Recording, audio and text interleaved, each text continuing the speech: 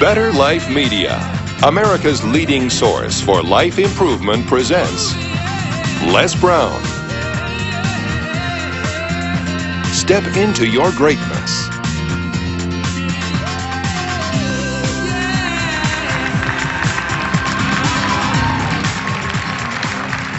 Thank you.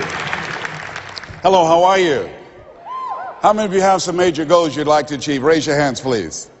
Very good. I know you do. That's why you showed up. I like to ask people whether or not they have goals that they'd like to achieve, and hopefully they're goals that really are worthy of your efforts and your talents. I want you to shake someone's hand right now on your right and left, look them in the eyes and say, you have something special. I like to ask whether or not you have goals, but I want to ask you another question. How many of you know that if you had your life to live over again, you could do more than what you've done thus far? Raise your hands, please. Now, that proves the point that what we do and what we accomplish in life is only a tip of the iceberg of what's possible for us. So I want you to think about some goals that you'd like to achieve, and I'd like for you to, let's say, break them up in three categories. Number one, I want you to think about some personal goal you'd like to achieve. And I'd like for you to think about some career goal, some business goal that you'd like to achieve. And I want you to think about some social contribution, some impact you'd like to make with your life. It was Horace Mann who said, we should be ashamed to die until we've made some major contribution to humankind.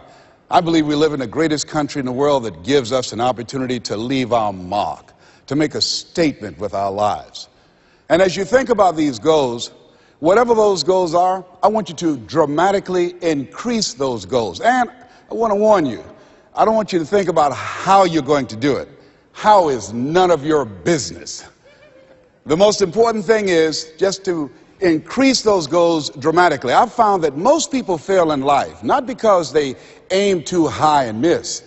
Most people fail in life because they aim too low and hit. And many don't aim at all. So raise the bar on yourself and don't ask how you're going to do it. I'll never forget when I decided that I wanted to become a motivational speaker. I saw the late Dr. Norman Vincent Peale, and my heart said, I can do that. But my mind asked the question, how? And for over 14 years, I would go see Zig Ziglar and Dr. Norman Vincent Peale and Jim Rohn and different speakers, and I would be in the audience, and my heart would pounce and say, you can do that, Les. And then when I would leave, I would be going to the parking lot, and my mind said, how are you going to do it? And I spent so many years trying to figure out how. I wasted 14 years. How many of you ever procrastinated? Raise your hands, please. Yeah, see, so as you begin to think about your goals, the most important thing is, and write this down, commit yourself. See, once you commit yourself, the how will come, the way will come. Once you commit yourself, you will then figure it out. And if you're going in the wrong direction, all you have to do is turn around and go in the other direction. You will figure it out. You want to begin to just challenge yourself. You want to stretch yourself because you really don't know what you can't do. I'll never forget the first day that I met Mr. Washington. I was born in a poor section of Miami, Florida called Liberty City. I was born in an abandoned building on a floor with a twin brother. And when we were 6 weeks of age, we were adopted. And when I was in the 5th grade, I was identified as EMR, labeled educable, mentally retarded, put back from the 5th grade into the 4th grade. And I failed again when I was in the 8th grade. I don't have any college education, but because of my mother, and I feel like Abraham Lincoln, who said, all that I am and all that I ever hope to be, I owe to my mother. I saw a sign once that said that God took me from my biological mother's womb and placed me in the heart of my adopted mother. So my first major goal was to buy my mother a home, to take care of my mother. And I did that, took care of her until she passed at 88. But I'll never forget when I met Mr. Washington. I was in a class waiting on another student, and he came in and he said, young man, go to the board and work this problem out for us. I said, oh, sir, I can't do that. He said, why? I said, I'm not one of your students. He said, look at me. I said, yes, sir.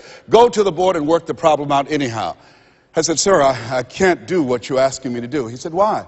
Sir, because I'm educable, mentally retarded, sir.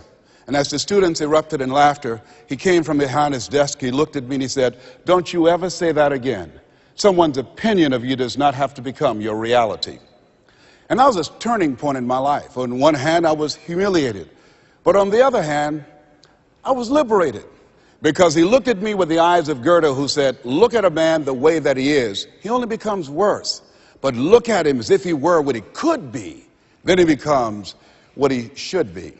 And so Mr. Washington, he challenged me. And I want to challenge you right now about raising your goals. And I want you to shake someone's hand on your right and left, look them in the eyes and say, stretch yourself. Yeah, see, I think that you really have to stretch yourself to discover your stuff. I think that we have to really begin to experiment with life. When I said that you have something special, I didn't say that just to be kind and courteous. You do. See, I think that there are not many people that come to seminars or workshops or will watch a program of this nature. Why? I just think that most people are just satisfied to where they are. I'm reminded of a man one day. He was walking down the street and he passed his porch where some people were on the porch talking, and there was a dog moaning and groaning. And he was curious why the dog was moaning and groaning. And he went back and he said, excuse me, he asked the owner, why is the dog moaning and groaning? The guy said, because he's laying on a nail. He said, well, why won't he get off? He said, it's not hurting bad enough for him to get off. Just hurting bad enough to moan and groan. How many of you know people who should be here? Raise your hands, please. How many of you know people all they do is moan and groan? Moan and groan. I'm not making enough money. Moan and groan. I'm unhappy with my job. 87% of people go to jobs that they hate. And in addition to that, you know, as we know that we have the dubious distinction in this country that on Monday morning the heart attack rate increases over 35%. On Monday morning between 6 o'clock and 9, people going to jobs that they hate. The heart said, didn't I tell you I didn't want to go? And attack them. Some of you don't want to go to work next Monday. So the thing is this. So you want to find out what resonates with you.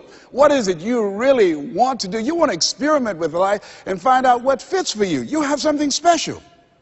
You have greatness within you. You have the ability to do more than you can ever begin to imagine. See, I believe that anybody through observation and practice can perform at the level of excellence. But when you're pursuing your greatness, and this is worth writing down, you don't know what your limits are, and you act like you don't have any. So I say to you, you have something special. You have greatness within you. And I want to make 4 things clear. Number 1, everything that I'm going to say, you already know it. If what I share, the message that I'm going to express right now and share with you, if it wasn't a part of who you are already, you wouldn't be in the audience. That's number 1. That's very important. It's already in you. I'm going to only confirm and validate that which is a part of you anyhow. The second thing is, everything I'm going to say to you, you've heard it before. From people with college degrees and credentials, I can't hold a candle to. It's common sense, but not common practice. Third thing is, I don't want you to agree with me, and I don't want you to believe me. I just want you to be open to some things right now. I want you to think beyond that which is commonly allowed. And I'm going to tell you what I'm up to. I want you to think about your goals, and I want to tell you what I'm going to do right now. My whole goal is to get past your mind. That's my whole challenge, and there's nothing you can do about it. I'm going to do that. See, your assignment was to show up. My assignment is to get past your mind and get into your heart. Once you think about the goals that you want to achieve, and I really want to challenge you to make up your mind that you're going to make that happen for yourself. And I hope that it's some goal that really resonates with who you are. When I was a little boy, my goal was to just buy groceries for our family. My mother worked on Miami Beach. She was a domestic worker. And my goal was to really be able to go to the grocery store and purchase groceries ourselves. The families knew that my mother had adopted 7 children. And so they said, Mamie, whatever food is left over after we eat, you can take that home to the children. They were very kind, very, very considerate people. My mother, who when she worked on Miami Beach, the people were very kind. I was appreciative of their generosity. But as a little boy, I said, Mama, one day, when I become a big boy, I'm going to be able to buy groceries for us. My goal as a little boy was to buy clothes for my brothers and sisters. We wore the hand-me-down clothes of the children that Mama babysat for when she went over in Miami Beach. And if the clothes were too small, she would let them out. And if they were too large, Mama could sew and take them up. And I'll never forget David Sidursky. His father was very wealthy. Mama worked for him, but David was my buddy. And so his father gave him 2 gifts for his birthday. Gave him a brand new boat, but he also gave him some motivational tapes. Earl Nightingale, I'll never forget. So he said, David, man, let me tell you something. When I die, you're going to get everything. I want you to listen to these tapes. And when his father left the room, David threw those tapes in the wastebasket. I said, David, could I have those tapes? He said, yes. I said, man, your father said, if you listen to these, you can get more and do more than what he's done. He said, hey, look, I'm going to get everything anyhow. Go ahead, take them. I told my children, I'm not leaving them anything. You know, if I had a quarter and thought I was going to die, I'll swallow it.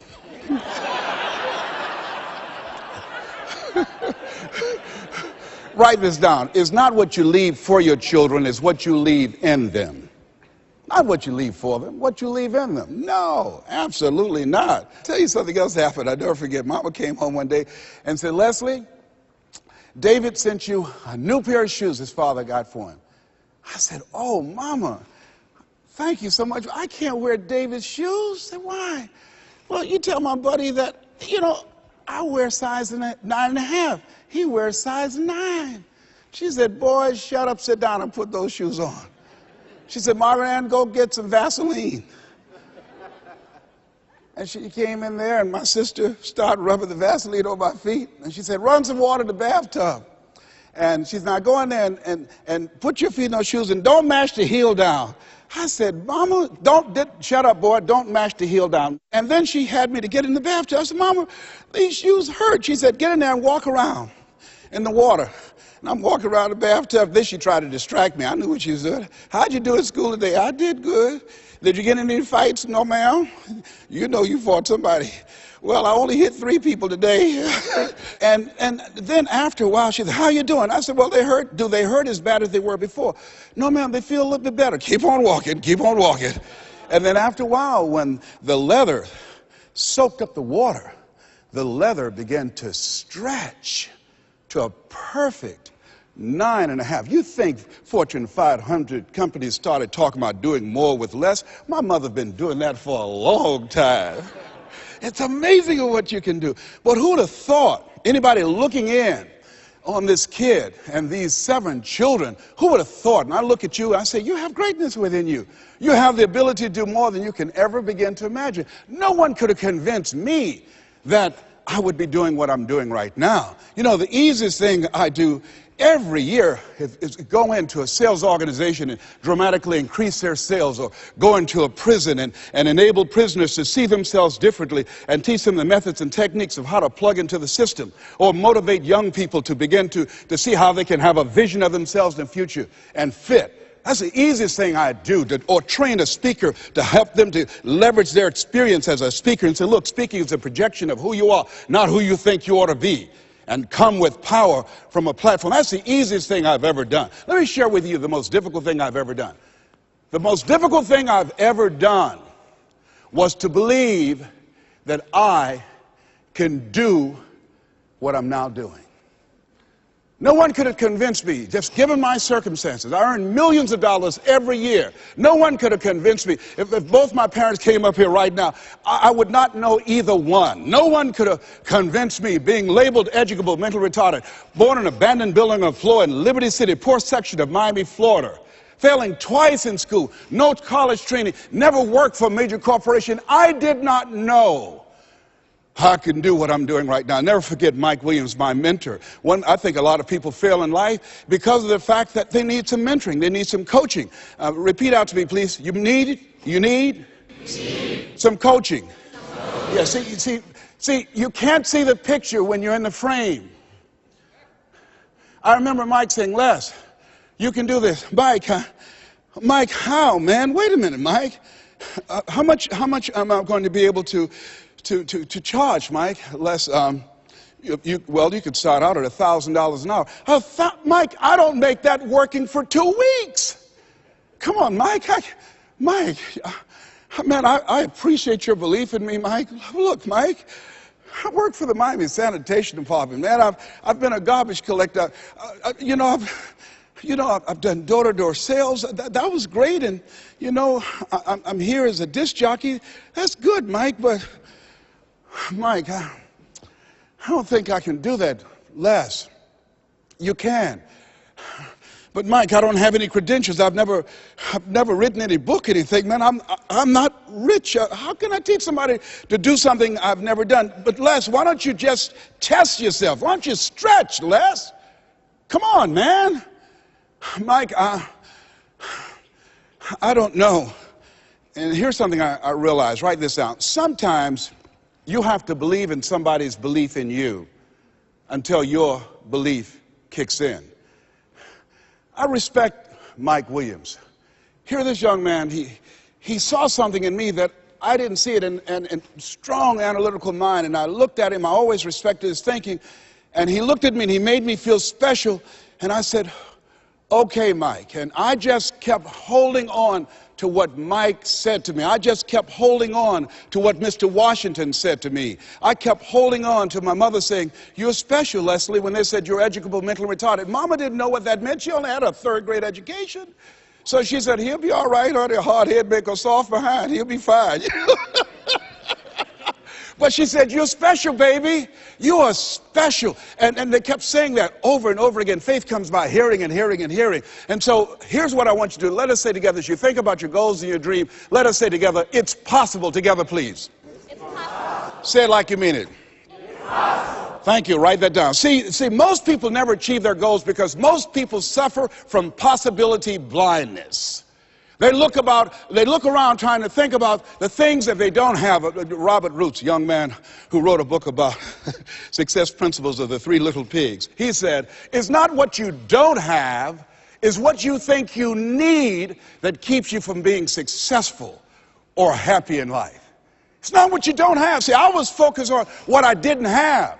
Don't have a college degree, don't have any credentials, never worked for a major corporation. I was focused on the negative things. It said, negative things are the things that you see when you're not focused on your goal. What do you come with? What is it that you have within you that you showed up to bring? Hey, Les, you don't know, but my dream is a long shot. A long shot, a friend of mine, Dexter Yeager, said, when the dream is big enough, the odds don't matter.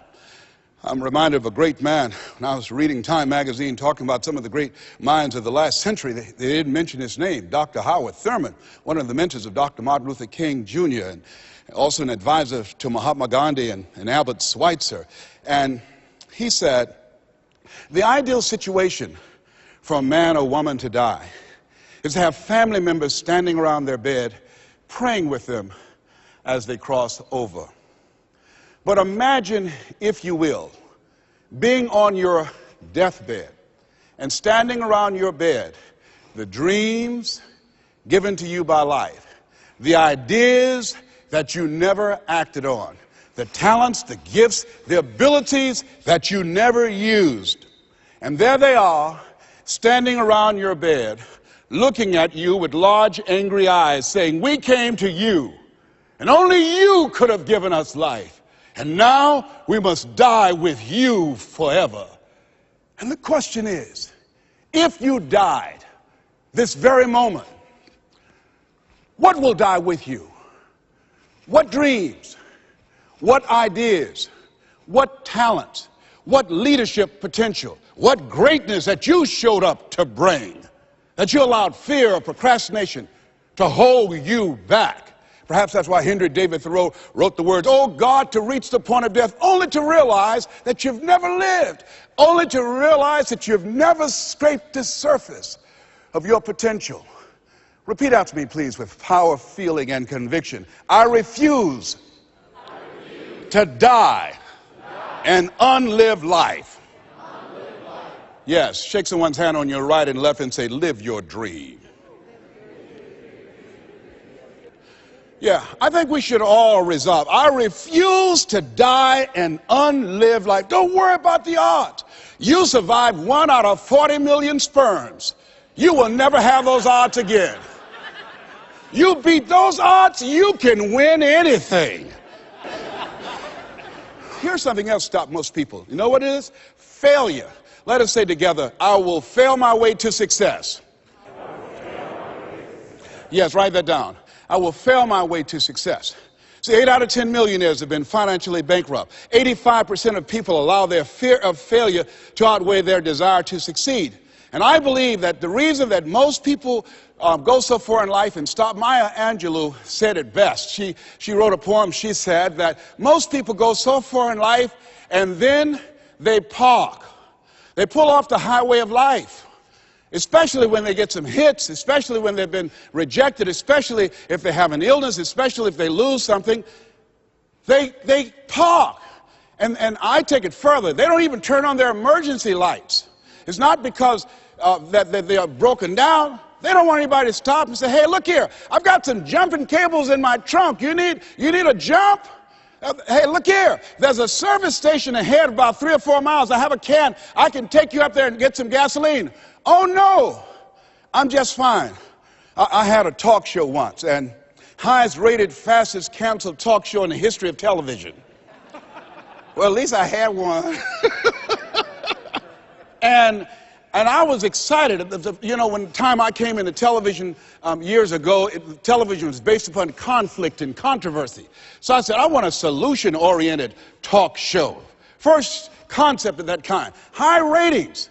And the syndicators say, you just got lucky. Come on, let's do these other type of shows. You can be a Jerry Springer. Oh, no, that's not why I came here. No, I believe that we live in the greatest country in the world where we should hold ourselves to certain standards.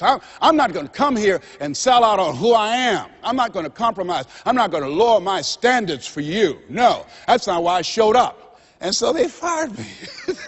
Security walked him out. I said, I can walk by myself. But let me tell you what happened. I took a hit, and I parked. It wasn't that I didn't have the ability to do more. My concept was good. But what happened when I took the hit, when they canceled the show, I canceled myself. When they said the show is going to be taken off television, it won't work, I told myself, Les, you can't succeed in television. And I parked. You know what I did? I went back to my comfort zone. As a motivational speaker, at least I'm doing better than most people. That's nothing to compare yourself to worse that other people are doing and then make yourself feel better. No, I parked. I didn't have my emergency lights on. I didn't want to show up on the radar. I parked. You know how long I parked? I parked for 10 years. Do you hear me?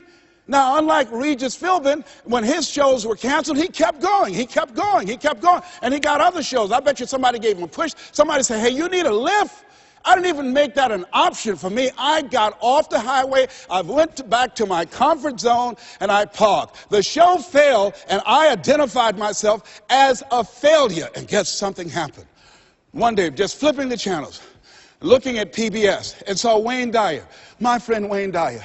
And boy, I said, wait, we're both in our 60s. Wayne is still doing it. Wow, the little hair he has, it's gray, he's still there. I said, hey, I've got some more stuff in me. I've got another PBS special in me. I've got some other ideas. You know, Oprah and Phil, they're doing my stuff. Maybe I need to come back out here. And I went back and started calling PBS and different people. They said, Les, what happened to you? I said, well, I didn't know whether or not anybody would be interested in me because the show was canceled. No, you had some good ideas. And when they said, yeah, we would love to do a show with you, I said, you would? They said, yes. And when I went into the studio, and people that worked with 10 years ago, they were still there. And I said, guys, you know, do you guys still have it? They said, we have it. Do you have it? I said, I think so. You know. And I did the show, and I wasn't as good as I was 10 years ago because I was off the highway. I'd gotten off the highway of life. I'd been parked for so long, it's taking me some time to get my strength back, to find my power, to get my confidence back. But at least I'm back out there in the game, determined to dry empty.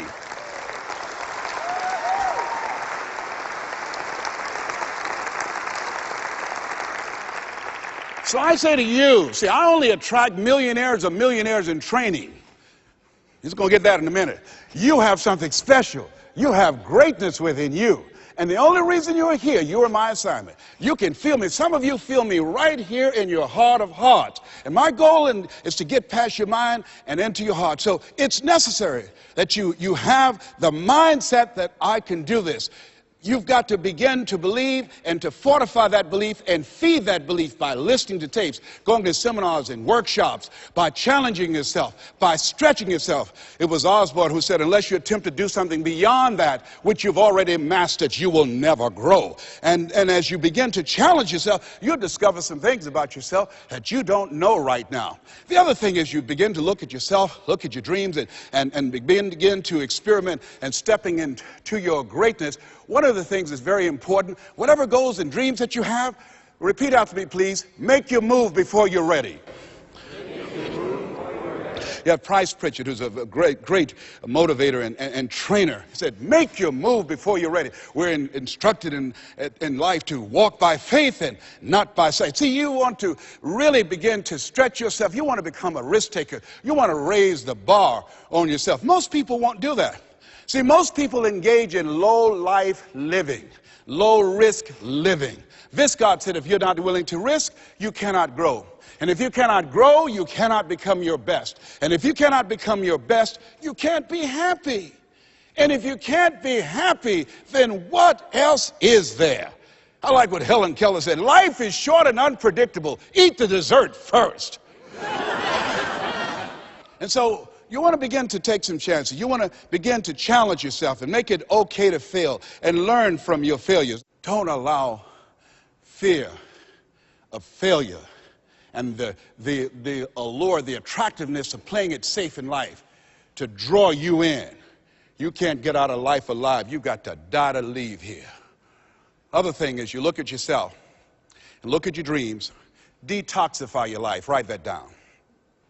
See, I think that most people never achieve their true goals in life because they're surrounded with too many toxic, negative, energy-draining people. You've got to look at the people in your life and ask yourself the question, what is this relationship doing to me? How is it impacting my life? Am I a better person? Sidney Poitier wrote a book called The Measure of a Man. And it's powerful, but I encourage you to get the tapes. I love his voice, and he said something in there. He said, when you go for a walk with someone, something happens unconsciously. It's not spoken. Either you adjust to their pace, or they adjust to your pace. Whose pace have you adjusted to? See, you want to surround yourself. My daughter, Ona Brown, who's a speaker and coach, she says, call forth your team, but make sure these are people that you can learn from. I'll never forget, I'm on a special board with a Bishop T.D. Jakes, and we went into a board meeting. He looked at everybody before opening the meeting. He said, as soon as I know as much as you do, you're fired. And with that, the meeting is now open. Everybody continued to learn on that board. Trust me that a friend of mine, Dennis Kimbrough, motivational speaker out of Atlanta, he said, if you're the smartest one in your group, you need to get a new group. So as you look at yourself and look into the future, call forth your team. George Fraser says your network determines your net worth.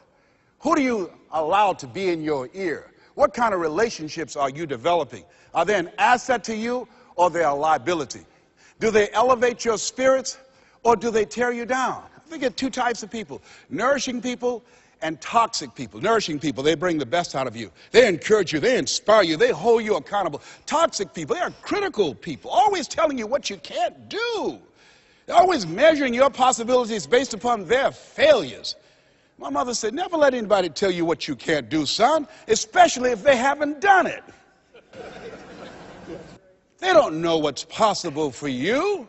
So as you begin to look at yourself, begin to identify the relationships that you communicate with most and say, hey, is this relationship helpful to me?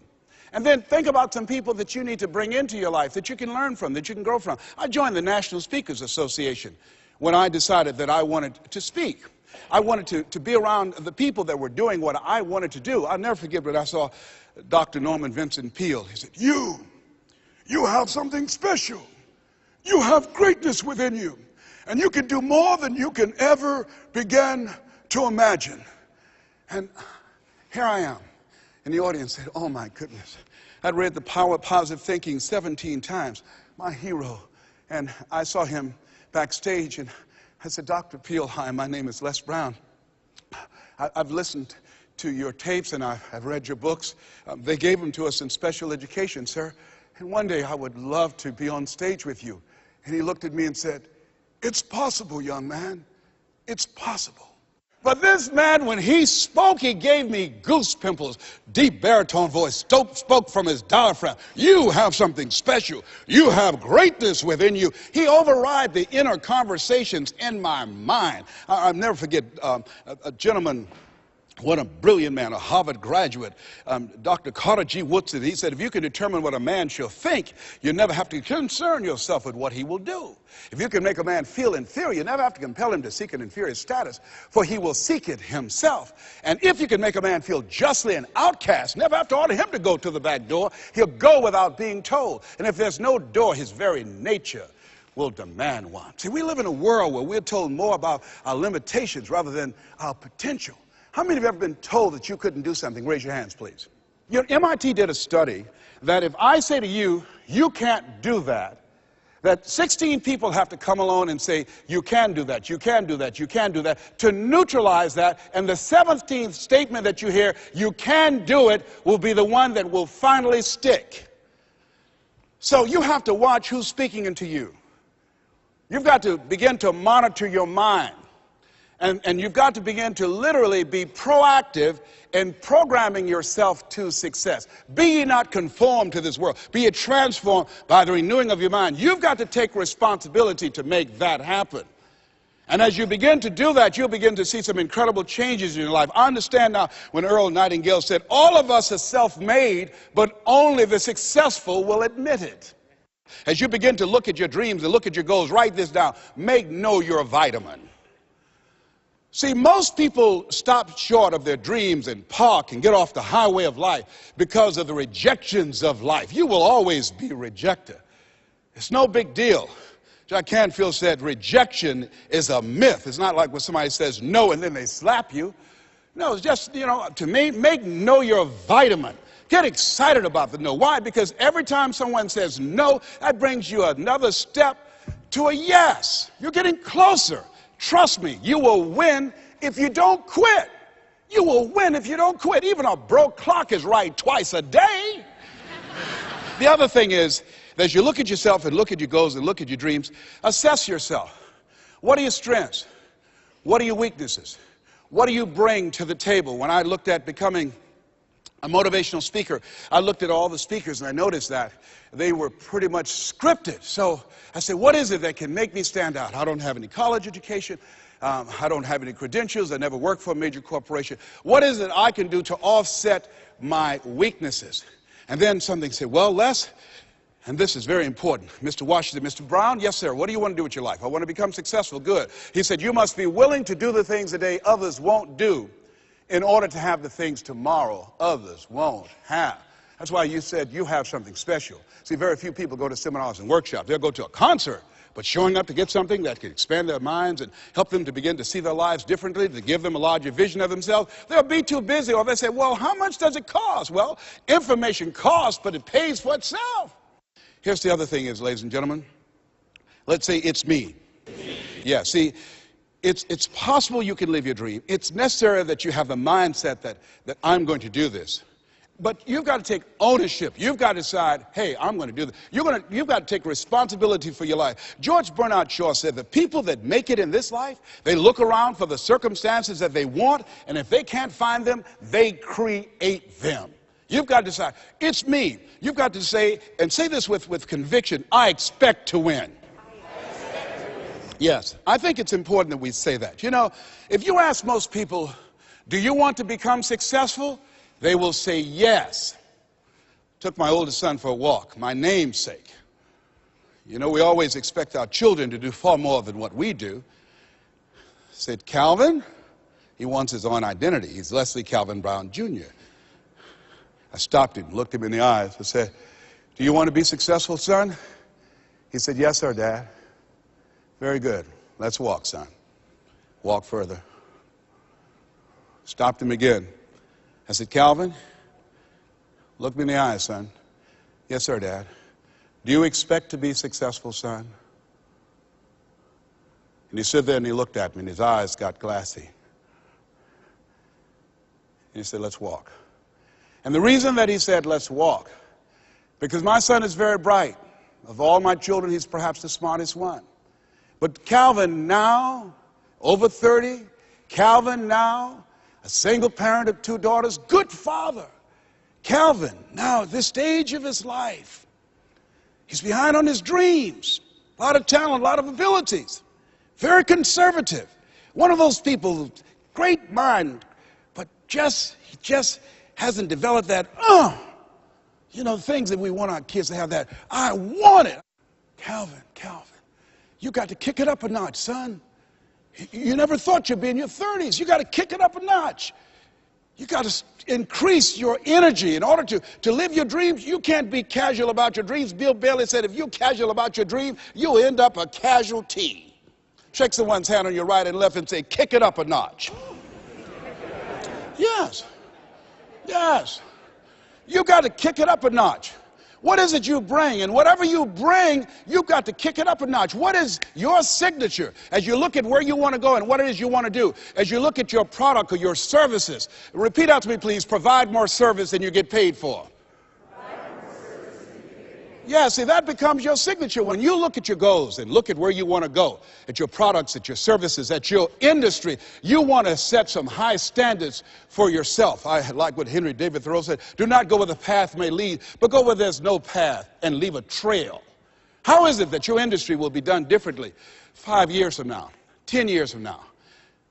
What is your reputation in your industry? When you come into a room and you leave, what's the scuttlebutt about you? Do people say, hey, that's a go-to person. That's a person, if you ask them to do that job, you're talking about the job being done. It will be done extremely well. Are you known for that person that stand out with what you do, that stand out with your quality of service, with your standards, always looking for ways to better your best? Are you one of those people that believe, well, if it ain't broke, don't fix it? Japanese believe if it ain't perfect, keep working on it. Are you willing to keep working on it? Are you willing to realize that you have not done your best stuff yet, that you can better your best? You've got to take responsibility for that. And now let's go to the next level. Not only is it possible that you can live your dream, is it necessary that you call forth your team and surround yourself with people that you can learn from and grow from, that you must work on yourself and monitor yourself and train yourself, that you've got to begin to take total responsibility for the outcomes that you want to produce in your life. But let us say together with power and conviction, it's hard. Yes, ladies and gentlemen, living a dream, changing your life, is hard. It's hard when you lose all your money, when you've given it the best that you have, when you have some major setback. It's hard. When a doctor looked at me and said the 3 horrible words no one wants to hear, you have cancer.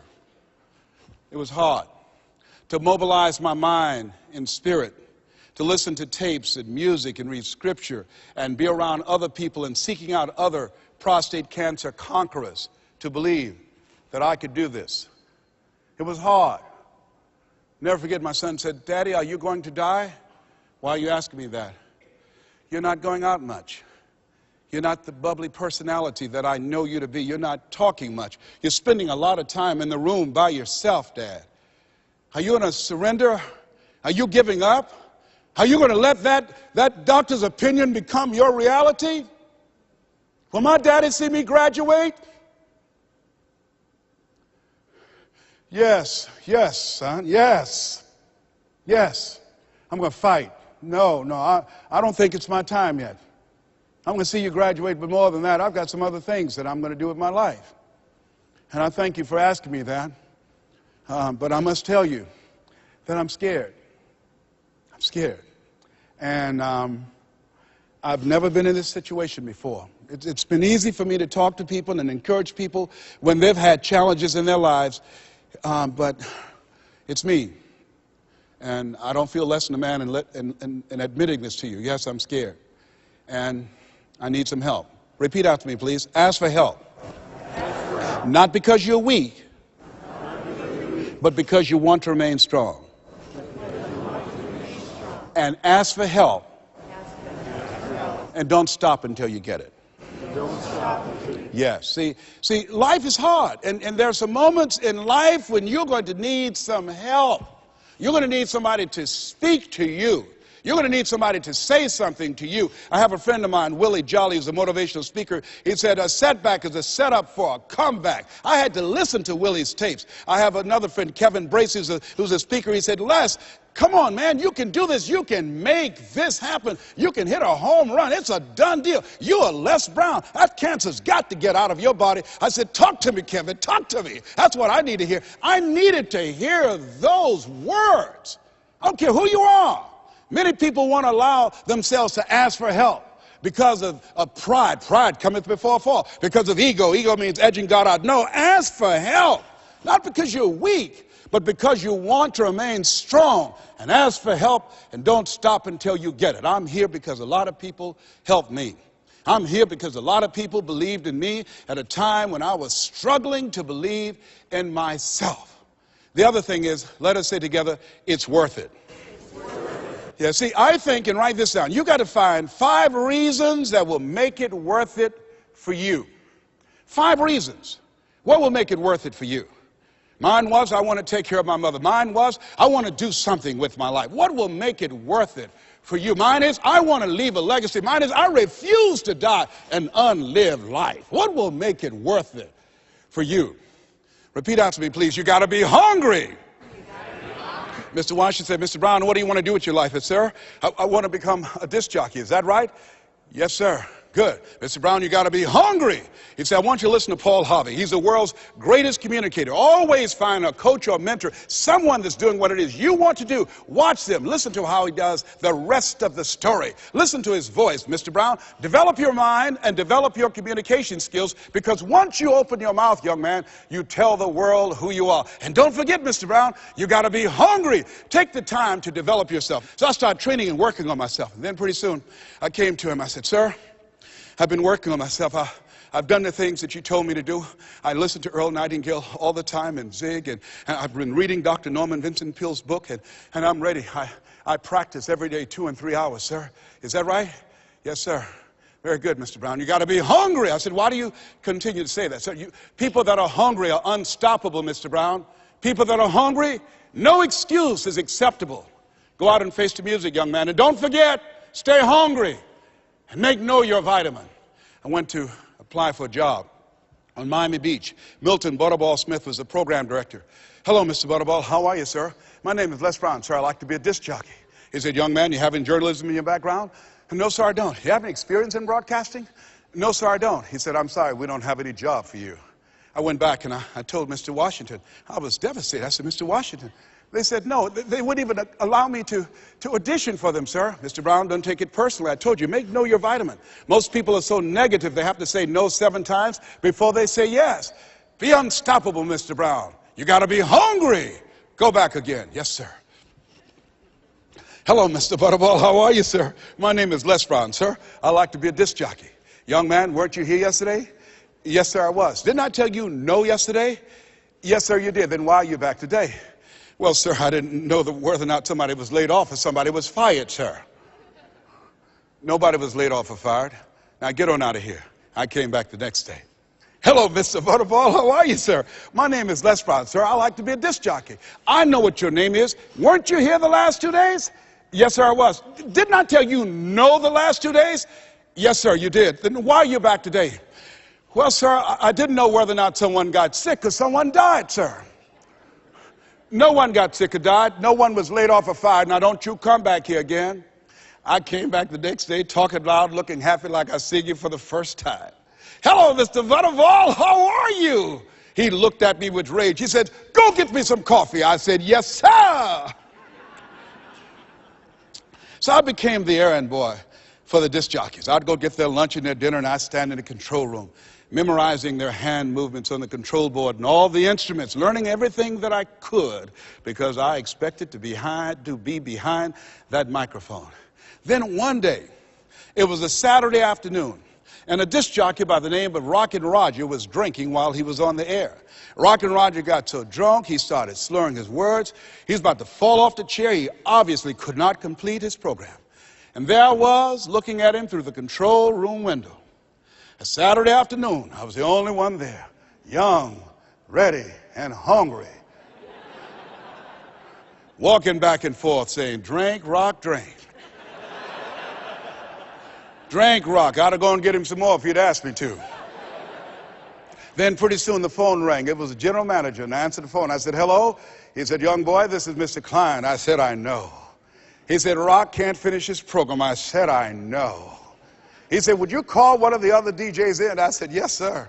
I hung the phone up. I said, you must think I'm crazy. I called my mom and my girlfriend, Cassandra, and said, y'all come out on the front porch and turn up the radio. I'm about to come on air. I waited for about 20 minutes, and I called him back. I said, Mr. Klein, I can't find nobody. He said, young boy, you know how to work the controls? I said, yes, sir. He said, go in there and segue the records, but don't say nothing here. I said, yes, sir. I couldn't wait to get old Rock out of the way. I put on a fast record. I said, look out, this is me, LB, Triple P, Les Brown, your platter playing Papa. There were none before me and there will be none after me. Therefore, that makes me the one and only. Young and single and love to mingle, certified, bona fide, doubly qualified to bring you satisfaction and a whole lot of action. Look out, baby, I'm your love man. I was hungry.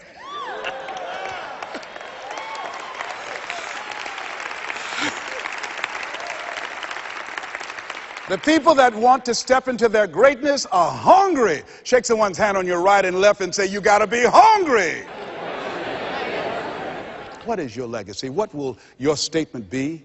Resolve every day, read it every day. I refuse to die an unlived life. I like to leave this with you that Mama used to love to hear me say. She'd say, boy, say that thing for me, and I dedicate this to you, to the greatness that's within you, because it's there. And it says simply this: if you want a thing bad enough to go out and fight for it, to work day and night for it, to give up your time, your peace, and sleep for it.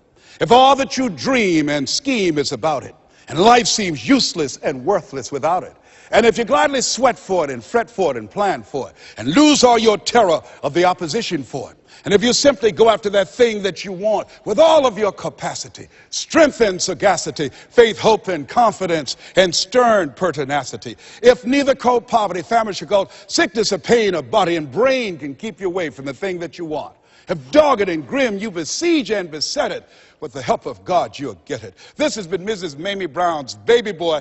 God bless you and God bless America. You have greatness in you.